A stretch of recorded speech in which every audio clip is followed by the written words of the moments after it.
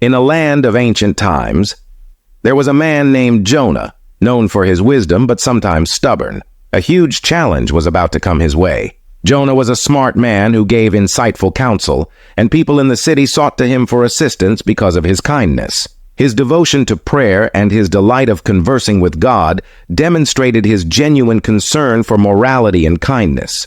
God told Jonah one beautiful day, "You have to go to Nineveh, a city lost in evil.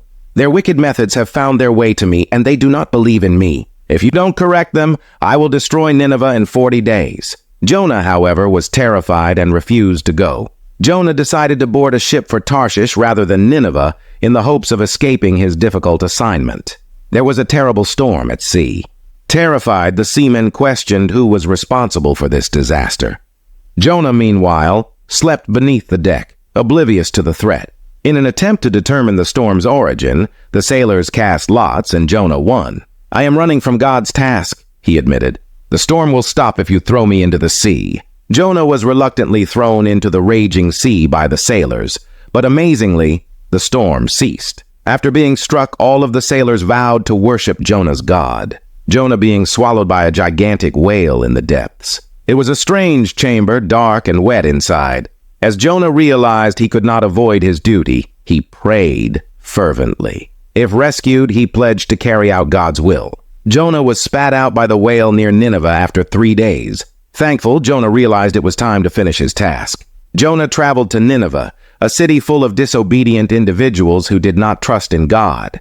He foretold them, "In 40 days, Nineveh will be destroyed unless you change your ways." He recounted the entire tale of the ship and the whale to them. After hearing Jonah's message, the populace began to repent of their wicked actions. Jonah stayed out in the wilderness for 40 days, waiting to see what would happen to the city. Now the Ninevites turned from their sins and believed in God.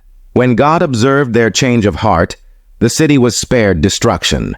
Jonah was distraught when Nineveh was spared. Why God had spared such a horrible city was beyond him. God grew a special plant to protect Jonah from the sun because he wanted to educate him about compassion.